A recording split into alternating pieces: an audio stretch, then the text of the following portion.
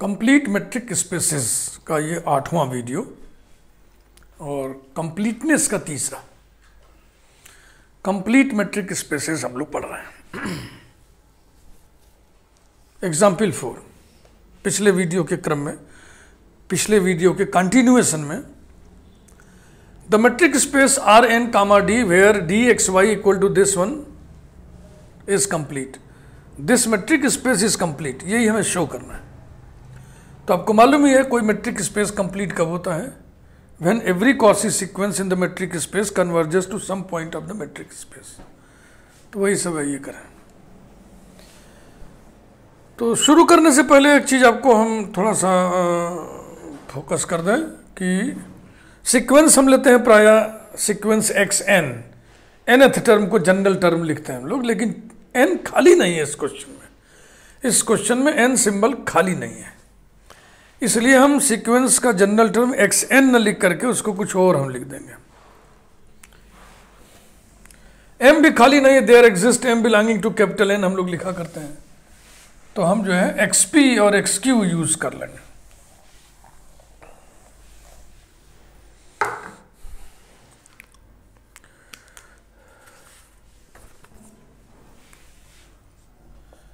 Let sequence xp be any Cauchy sequence in Rn. Rn metric space of all n tuples over R. सारे coordinates real number होंगे, coordinate की संख्या n होगी। Let us define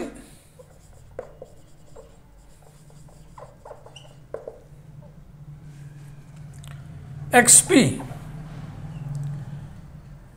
देखो ध्यान से मेरी बात सुनो, ये सीक्वेंस है इन Rn, तो मैं थोड़ा सा और यहां पे लिख दूं तो अच्छा लगेगा।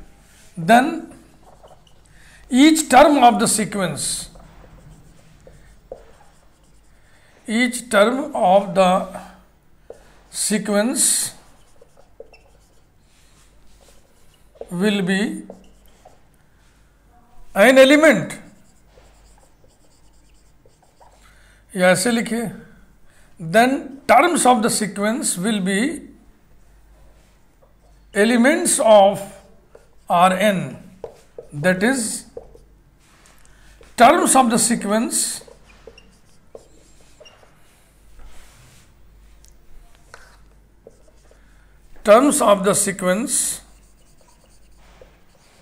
sequence xp are n tuples over R। अब ठीक है, इसके टर्म्स जो x1, x2, x3 वगैरह वगैरह वो सब n टपल्स हैं। तो अब एक हम नोटेशनल व्यवस्था करने जा रहे हैं। लेट अस डिफाइन xp, इस सीक्वेंस का जनरल टर्म, pth टर्म। ये क्या है? n टपल्स है। दूसरा एलिमेंट हम xq ले रहे हैं, ये भी क्या है? n टपल्स है। n टपल्स माने n कोऑर्डिनेट्स इसमें भी, n कोऑर्डिनेट्स इसमें भी, n देखो n ये असाइंड हो रहा है इससे भी, इससे भी, ठीक है ना। अब p को असाइन करना, इसमें q को असाइन करना, देखो कैसे हम लिख रहे हैं। x1 ऐसे p, x2 p, so on, xn p। अगर ये हम p नहीं लिखेंगे तो कैसे पता चलेगा कि ये xp से का ये xp वाला n टपुल है। इसी प्रकार से यहां n टपुल लिखना, x1 q comma x2 q comma so on comma xn q। ऐसा कोई नोटेशनल व्यवस्था हमने किया। कोई और नोटेशनल व्यवस्था आप करना चाहते हैं, you are most welcome. Then xp minus xq हम निकाल ले रहे हैं, ये हो जाएगा n tuple x1p minus x1q comma x2p minus x2q comma so on comma xnp minus xnq, ये रहा। xp कॉसी सीक्वेंस है। अब हम कॉसी सीक्वेंस का डेफिनेशन लिखें, ये ध्यान रखिएगा।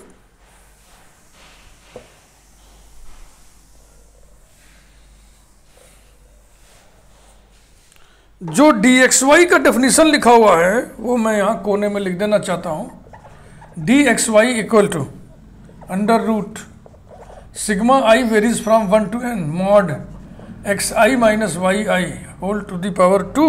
ये अब देखो इसमें xi क्या चीज है, x का ith कोऑर्डिनेट, x n टपुल है ना, y n टपुल है ना, तो x का ith कोऑर्डिनेट है यहाँ पे, y का ith कोऑर्डिनेट है, दोनों का डिफरेंस है, फिर इस डिफरेंस का मॉड है, फिर इस मॉड का स्क्वायर है, फिर इस पर ये सिग्मा है, फिर इस पर ये रेडिकल लगा हुआ है, ये दिमाग में रखना है। तो अब यही कहिए आप, since sequence xp is Cauchy sequence, therefore definition लिख रहा हूं मैं, therefore for every epsilon greater than 0 there exists m belonging to capital N such that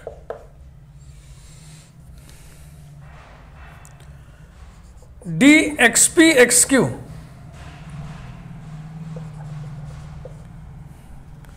which is under root sigma I varies from 1 to n mod लगेगा। अब देखना ये definition क्या है, इसका ith कोऑर्डिनेट माइनस इसका ith कोऑर्डिनेट, xp का ith coordinate, xp का ith कोऑर्डिनेट, ये हम फालतू ही लिख लिए, इसकी कोई जरूरत नहीं थी।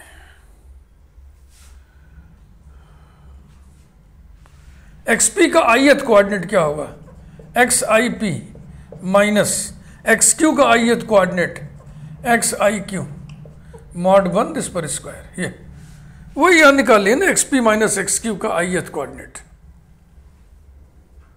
इसको हम यूं भी समझा सकते थे ना कि x माइनस y का ये ith कोऑर्डिनेट है, तो वैसे यहां हो जाएगा xp माइनस xq का ith कोऑर्डिनेट। चलो ठीक, less than under root epsilon for all p comma q greater than और इक्वल टू m, स्क्वायर कर दें, ये रेडिकल हट जाएगा, ये एप्सिलॉन हो जाएगा।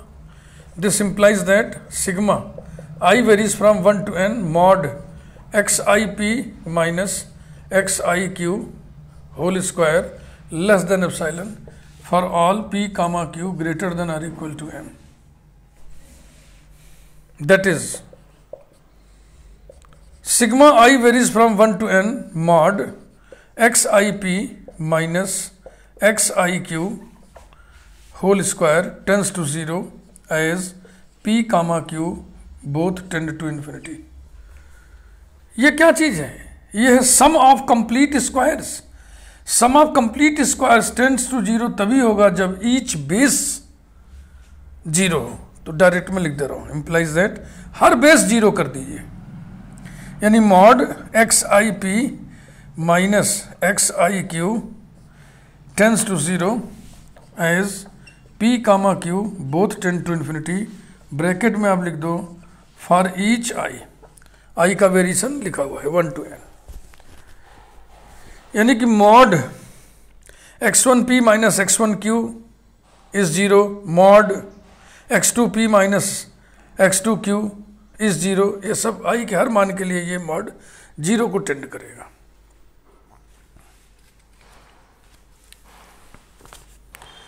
और ये जो लिखावट है ये हमें बता रहा है, this implies that sequence XIP is a Cauchy sequence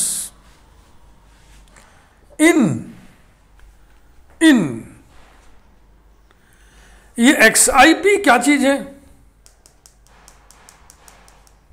याद है ना, XP इक्वल टू क्या लिखे थे आप, x1p x2p and so on xnp, तो ये क्या चीज़ है? ये कोऑर्डिनेट्स है। ये एन टपल किस में है? आर एन में। इसका मतलब हर कोऑर्डिनेट रियल नंबर होगा, तो इस सीक्वेंस के सारे टर्म्स रियल नंबर हुए। कॉची सीक्वेंस इन आर, और ये सब कुछ चल रहा है for each I varying from I 1 to n।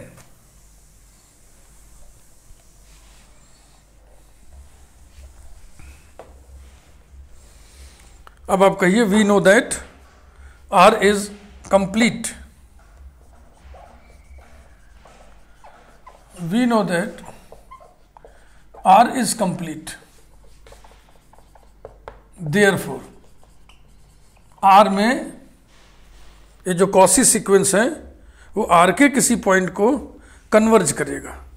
Therefore there exists, Y आई भी लिख रहे हैं क्योंकि हर आई के लिए ये घटना घट रही है ना, belonging to R such that sequence x I p converges to y i, और फॉर ईच आई ये घटना घटेगी। ये कन्वर्जेंस की बात हो रही है।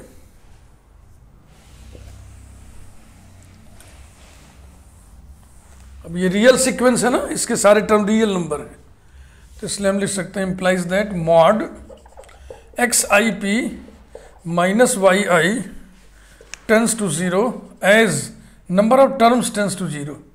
नंबर ऑफ टर्म्स इसमें कौन बता रहा है? पी ना, आपने एलिमेंट लिया था ना एक्स पी एक्स क्यू, यानी कि जो पी सफिक्स है वो नंबर ऑफ टर्म्स बता रहा है, तो उसको टेंस टू इन्फिनिटी करिए as p tends to infinity for each I.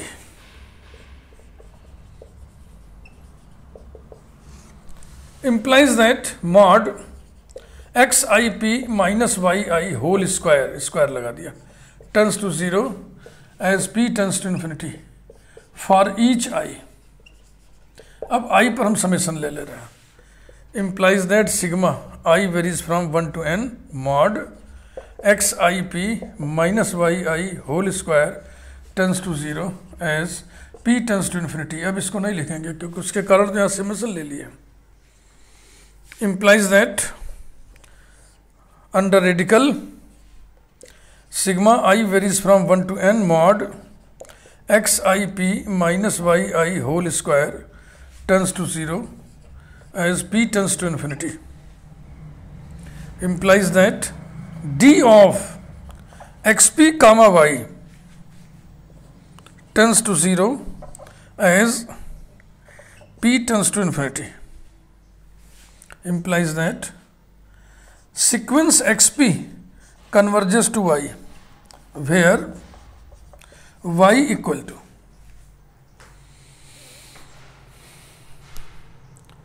For, देखो ये वाई आई है और यहाँ आई है, तो आई इक्वल टू 1 के लिए वाई 1 हो गया, आई इक्वल टू 2 के लिए वाई 2 हो गया, आई इक्वल टू n के लिए वाई n हो गया। Yes, Y 1 Y 2 Y n सब के सब रियल नंबर हैं, तो इनसे जो n टपुल हम बनाएंगे, ठीक ना, तो ये हो जाएगा n tuple y 1 comma y 2 comma so on comma y n belonging to R n। हो गई बात, यही सब दिखाना था, यहाँ पर कंक्लूड कर दे रहा। thus every Cauchy sequence in Rn converges to some point of Rn and hence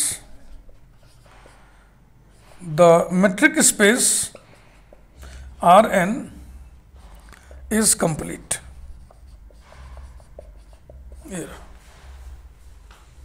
इसके बाद हम लोग एक थ्योरम पढ़ेंगे।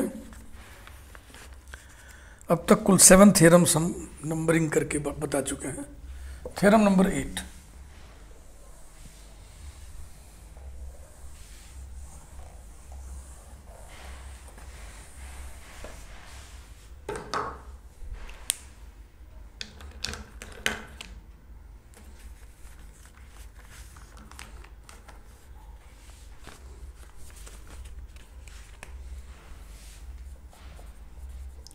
theorem number 8. Let XD be a complete metric space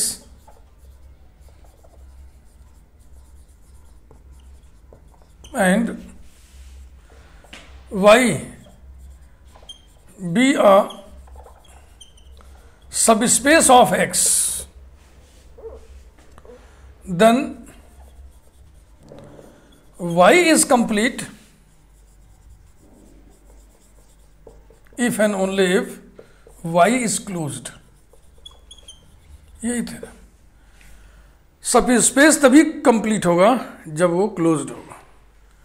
proof, पहले थोड़ी पृष्ठभूमि, प्रस्तावना, फिर इफ पार्ट और ओनली इफ पार्ट में बांट करके proof.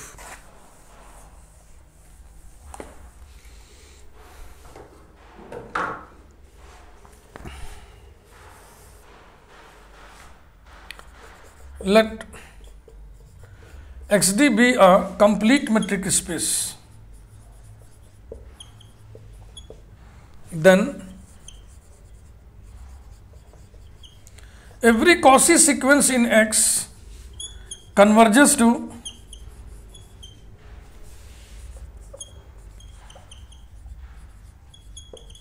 some point of X. Clear? Let capital Y be a subspace of capital X, then आप जानते हैं capital Y is proper subset of capital X.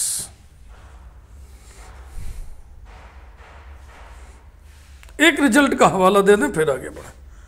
Also we know that capital F is closed, ये metric space का proper subset है, is closed. अच्छा नहीं लग रहा है, यहां से लिखिए.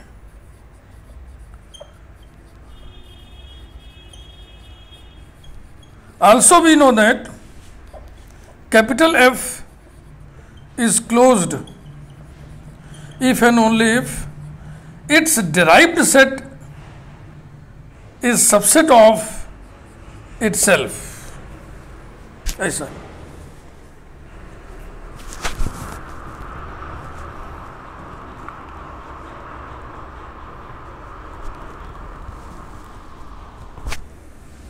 अब हम प्रूफ को इफ पार्ट और ओनली पार्ट में डिवाइड करके कंप्लीट करेंगे. इफ पार्ट स्टेटमेंट पढ़ लीजिए. लिखा ना कि then y is complete if and only if y is closed. If and only if जहां लिखा है वहां सिर्फ इफ पढ़ो, जो तस्वीर उभर के सामने आएगी वही इफ पार्ट होता है.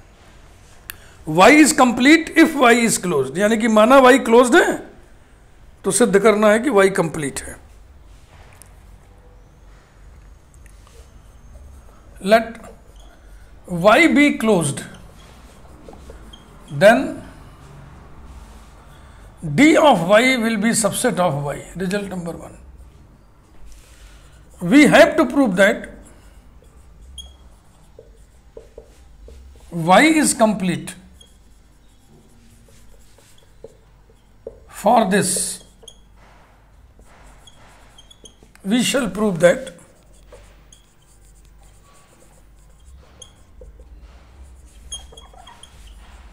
every Cauchy sequence in y converges to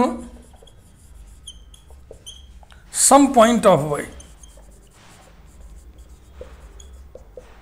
यह क्या दिया है, क्या सिद्ध करना है, उसके लिए हम क्या सिद्ध करेंगे.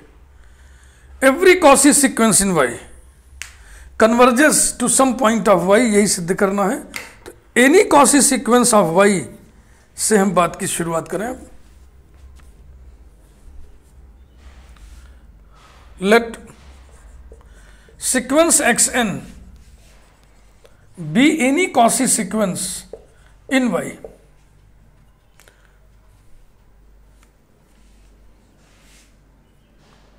Then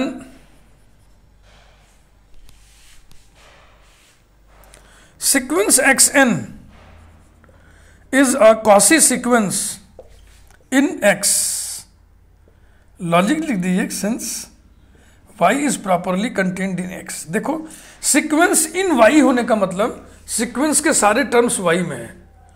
अगर सीक्वेंस के सारे टर्म्स y में हैं तो हम उन सारे टर्म्स को x में हैं, ऐसा भी तो कह सकते हैं। अब x में एक कॉसी सीक्वेंस आपको मिल गया और x दिया हुआ है कंप्लीट मेट्रिक स्पेस, तो वही दुहाई दीजिए, since x is given to be complete, therefore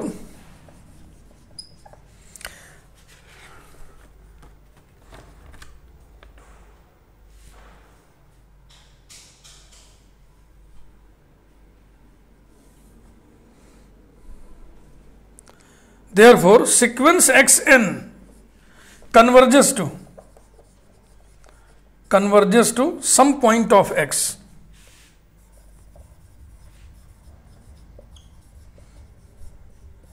Let sequence xn converges to x, comma x belongs to capital X, and so limit n tends to infinity, xn equal to x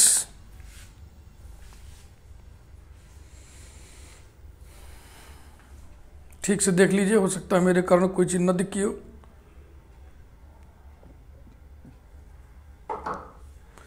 हाँ, आप पढ़िएगा तो आपको समझ में आएगा। हम लिखते ही इस तरीके से हैं। मेरी कोशिश होती है कि जब मैं लिखूं तो इस तरीके से लिखूं कि मेरे लिखे को जब कोई पढ़े तो उसको समझ में अपने आप आता जाए।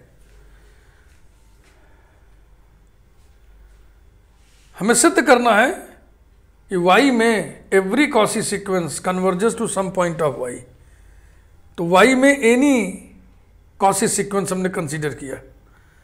जो भी सीक्वेंस y में होगा वो x में भी माना जाएगा। x में कॉसी सीक्वेंस हमारे हाथ लग गया, चूंकि ये दिया हुआ है कि x कंप्लीट है तो फिर every Cauchy sequence in x converges to some point of x, therefore this Cauchy sequence in x also converges to some point of x। मान लिया ये कॉसी सीक्वेंस x को कन्वर्ज कर रहा है, x पॉइंट इसका है, तो ये हो गया ऐसा, x पॉइंट है कैपिटल X का। अब इसको मिटा के लिखेंगे, वही कन्वर्जेंस का डेफिनेशन नीचे लिखूंगा।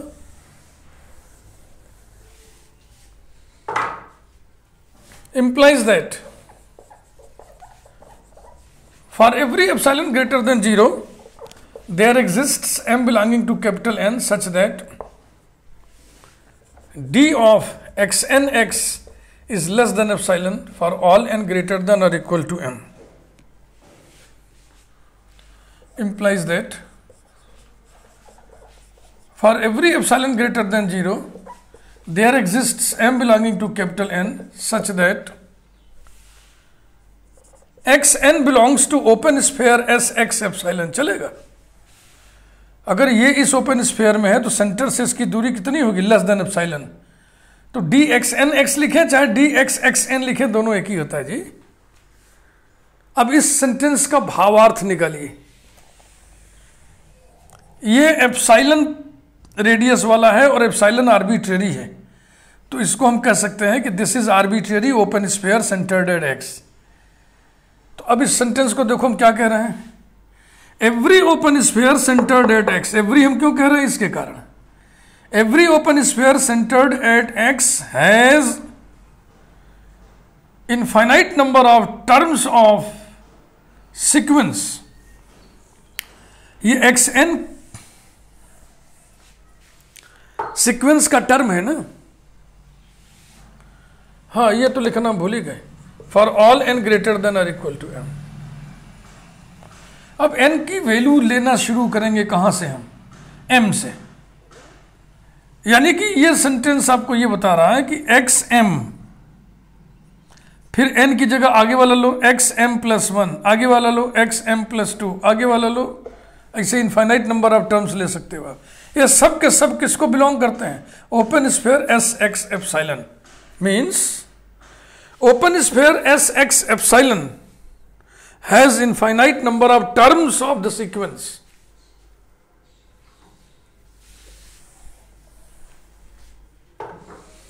Implies that every open sphere centered at x has infinite number of terms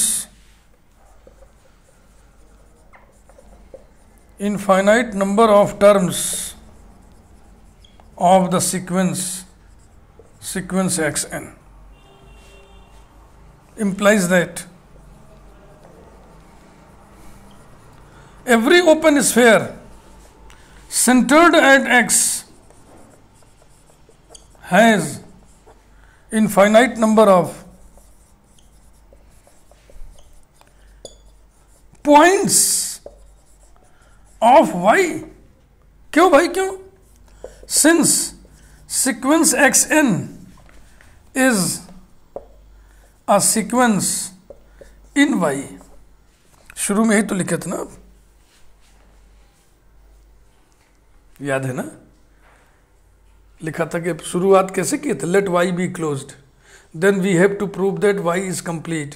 for this we shall prove that every Cauchy sequence in Y converges to some point of Y. Let sequence X N be any Cauchy sequence in Y.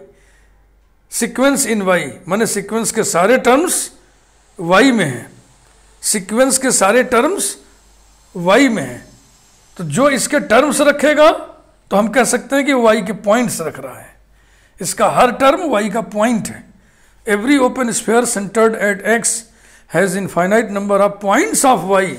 It means X is a limit point of Y. implies that x is a limit point of y. Implies that x belongs to d of y.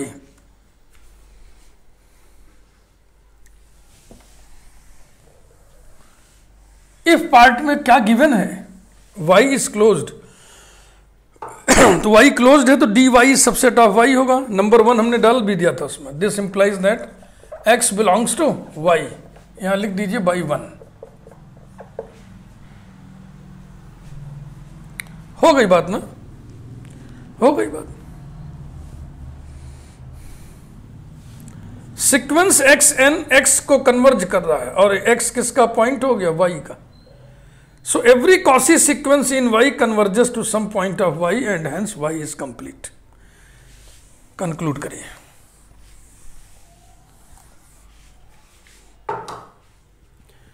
Thus,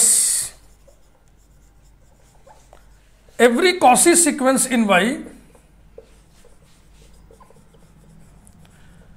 converges to some point of Y and hence Y is complete. एक part हो गया. Only a part.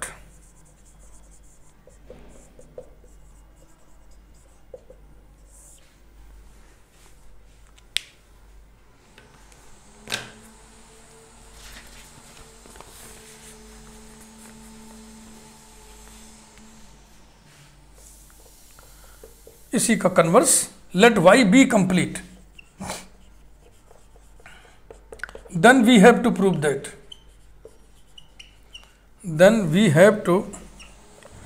That. Y is closed. For this we shall prove that D of Y is subset of Y. यानी कि इसके सारे element इसमें हैं. ऐसा दिखाने के लिए हम दिखा दें इसका आर्बिट्रेरी एलिमेंट इसमें. Let X be an arbitrary point of D of Y. Then X is a limit point x is a limit point of y, and so every open sphere centered at x, definition लिख रहा हूं मैं, अब की बार definition पिछली बार criterion लिखे थे। Every open sphere centered at x has at least limit point of y, तो has at least one point of y, comma other than x.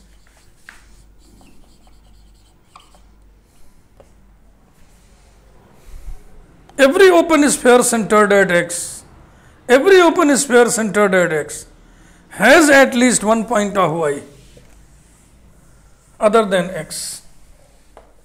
Every open sphere centered at x, ठीक है ना? Therefore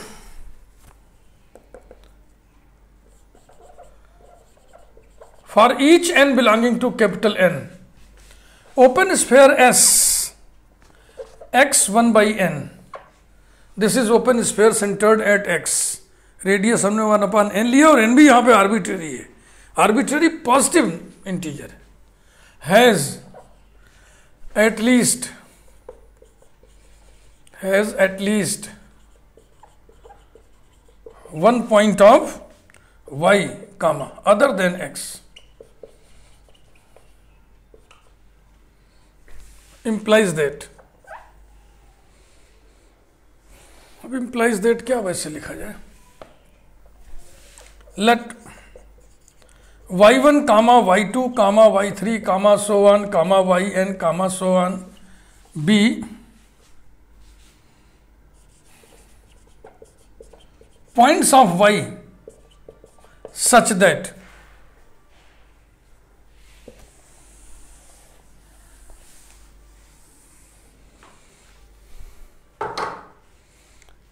other than x, इसमें से कोई भी x नहीं है,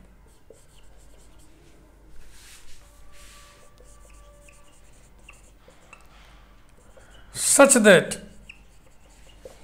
y1 belongs to n equal to 1 लेकर के एक ओपन स्फीयर बनाइए sx1, y2 belongs to n equal to 2 लेकर के बनाइए open sphere sx1/2,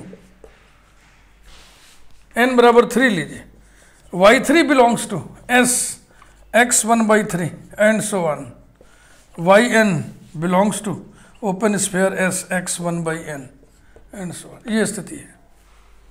her open sphere centred at x के पास y का एक पॉइंट है अदर देन x को छोड़ करके। इस प्रकार से सीक्वेंसिंग हो जा रही है ना, हमें सीक्वेंस मिल गया, दस वी हैव सीक्वेंस, या दस देयर एग्जिस्ट्स अ सीक्वेंस। कौन सा सीक्वेंस? Sequence yn। इस सीक्वेंस के सारे टर्म्स कहां से आए हैं? y के पॉइंट से, in y।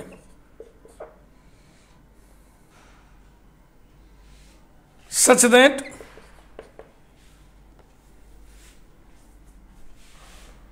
yn belongs to open sphere s x1/n,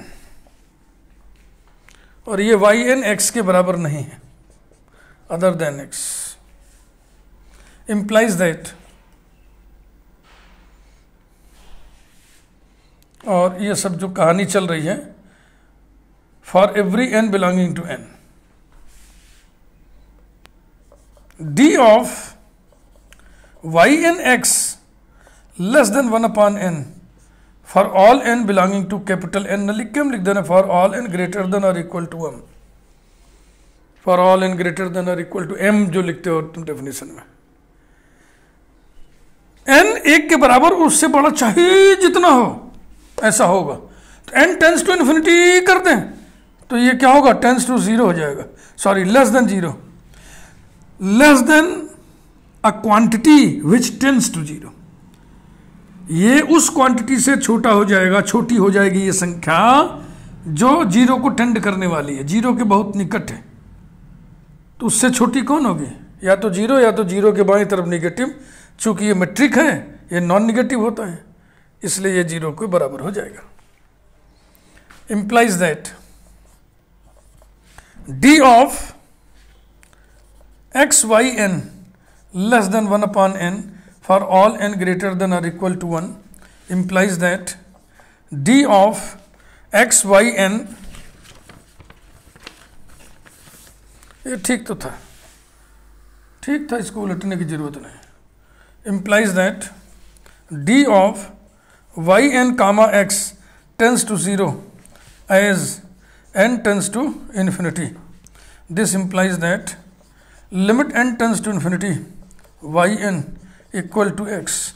This implies that sequence y n converges to x.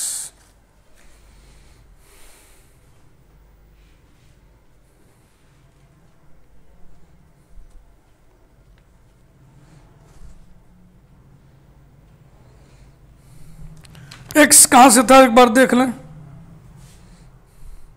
Late x be any point of d of y, ये जो x है वो d of y derived set of capital Y का element है, यानी जो x है वो y का लिमिट पॉइंट है।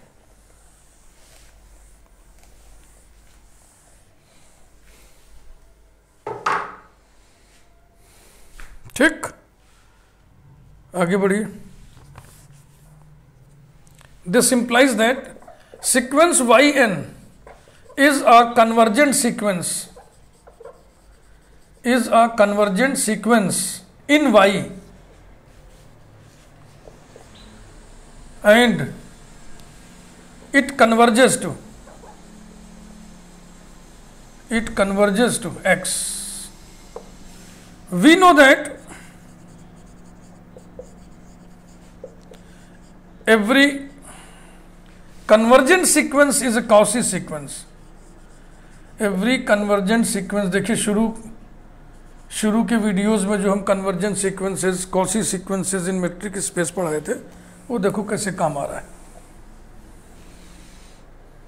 है ना। क्योंकि शुरू में पढ़ते समय हो सकता है आपको लगा हो कि प्लेलिस्ट का टाइटल है कंप्लीट मेट्रिक स्पेसेस और सर पढ़ा रहे हैं convergent sequence and Cauchy sequence.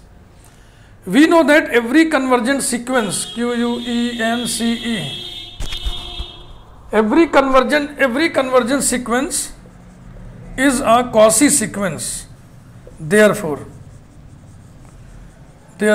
sequence yn is a Cauchy sequence such that yn converges to x.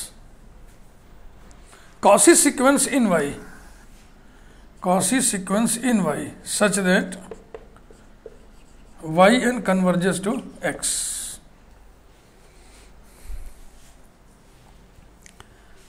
Only part में दिया हुआ है कि y कंप्लीट है। अगर y कंप्लीट है तो y में every Cauchy sequence converges to some point of y, ऐसा होना चाहिए। तो y में ये जो Cauchy सीक्वेंस है, ये जिस पॉइंट को कन्वर्ज कर रहा है वो पॉइंट निश्चित रूप से y का ही होना चाहिए। Since y is complete, therefore x belongs to y। तो शुरू करिए, क्या लिखे थे आप? We have to prove that y is closed, for this we shall prove that d of y is subset of y। फिर आपने कहा था let x be any element of d of y, वो x y में चला गया, इसका मतलब d of y is a subset of y। thus d of y is a subset of y and hence y is closed। बहुत बढ़िया proof था इस थ्योरम का। इसको यहीं पे हम बंद कर रहे हैं। वीडियो को लाइक करिए और अगले वीडियो में बातचीत जारी रहेगी। Thank you.